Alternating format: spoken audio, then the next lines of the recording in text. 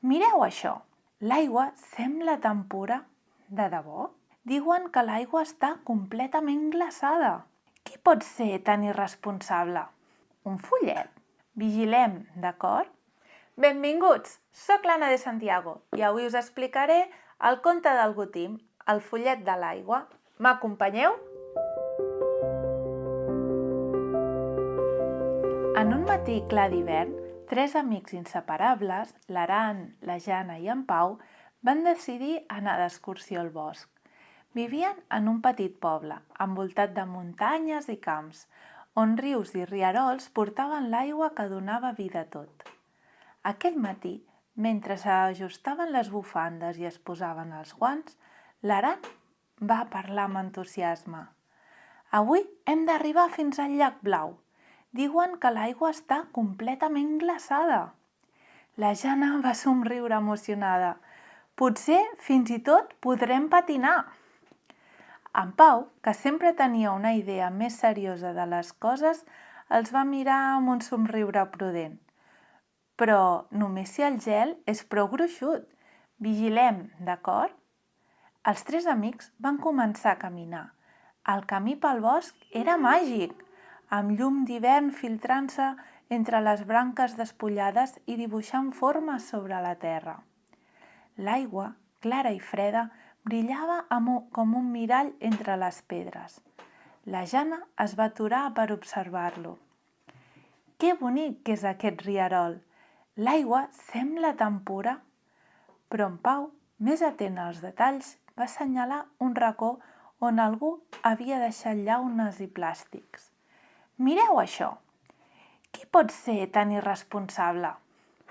L'Aran va ajupir-se per recollir una llauna, però en aquell moment va sentir un so estrany. No era el murmuri habitual de l'aigua, semblava una veu. Els tres nens es van quedar quiets, mirant al voltant amb sorpresa. De sobte, una veu suau i clara va parlar. «Gràcies per voler cuidar-me». Els nens van girar-se i allà mateix, al costat del rierol, van veure una figura diminuta que brillava amb una llum blava i suau. Era un follet. Tenia la pell clara com l'aigua, els cabells blancs com l'escuma i una túnica feta de petites gotes que brillava en cada moment. «Soc el Gotim, el follet de l'aigua». L'Aran va fer un pas enrere, impressionat. «Un follet? De debò?» La Jana es va ajupir fascinada. «Què hi fas aquí, Gotim?» El follet va somriure amb serenitat. «Jo cuido de l'aigua del món. Sense ella no hi hauria vida, però molts han oblidat com n'és d'important. L'aigua és màgica, nens. Pot viatjar, canviar de forma i tornar sempre a començar. Voleu que us ho mostri?» Els tres amics van assentir amb entusiasme. En Gotim va aixecar el braç i els va fer un senyal perquè el seguissin. Els va portar fins a una cascada petita però preciosa. L'aigua queia suaument sobre les roques i creava un so que semblava música. «Aquesta és l'aigua en moviment. Flueix pels rius i arriba a tot arreu, alimentant la terra, els animals i les persones. Però l'aigua no sempre és líquida. Seguiu-me i us ho ensenyaré». En Gotim els va guiar fins al llac Blau, completament glaçat aquell matí d'hivern. El gel brillava sota el sol com si fos un mirall. La Jana es va ajupir i va posar la mà sobre la superfície freda. «És increïble com l'aigua es pot convertir en això!» El follet va somriure. Quan fa fred, l'aigua es transforma en gel. Aquí descansa, esperant que arribi la calor per tornar-se líquida. Però això no és tot. L'aigua pot ser encara més màgica. Seguiu-me. En Gotim els va portar fins a un prat cobert de neu. Els nens van enfonsar-s'hi els peus i van començar a jugar, fent boles de neu i ninots. En Gutim els va observar amb un somriure i després va recollir al vol un floc de neu. Cada floc de neu és únic i, tot i així, tots són aigua. Quan fa molt de fred, l'aigua del cel cau convertida en neu.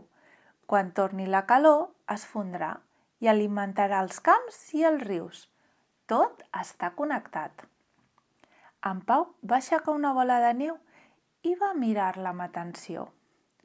Així doncs, l'aigua sempre troba la manera de tornar, oi? El Gutim va sentir amb un gest serè. Exacte, l'aigua és un viatger constant. Quan s'evapora, s'enlaira cap al cel, formant els núvols, i torna a caure en forma de pluja o neu. És un cercle infinit. Però els nens van mirar el Gutim amb curiositat. Lila Jana va preguntar: «Què passa si aquest cercle es trenca?»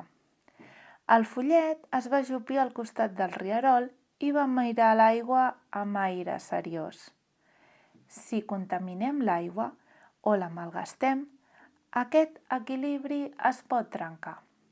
Sense aigua neta, la vida desapareix. Però vosaltres teniu el poder de fer una diferència. Podeu cuidar cada gota d'aigua i assegurar-vos que altres ho facin també. Quan el sol va començar a pondre's, en Gutim es va acomiadar amb un somriure càlid. Recordeu això, petits amics, l'aigua és vida. Cada rierol que cuideu, cada gota que estalvieu, contribueix a mantenir el món viu i en equilibri. No oblideu mai que fins i tot les accions més petites poden tenir un gran impacte. I quan veieu un riu o una pluja, penseu en el seu viatge màgic. Vosaltres sou guardians de l'aigua i el món us necessita. Els tres amics es van quedar un instant en silenci, mirant el follet que desapareixia entre la llum del capvespre. De tornada a casa, ja no veien l'aigua com abans.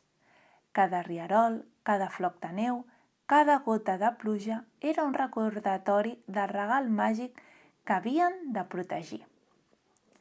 Des d'aquell dia, sempre que veien aigua, pensaven en Gutim i en les seves paraules. Sabien que cuidar l'aigua era cuidar el futur del planeta i de totes les formes de vida. I aquella idea els feia sentir més forts, més responsables i més connectats amb el món que els envoltava. I és així com acaba el conte d'avui. Moltes gràcies per acompanyar-nos. Fins la propera!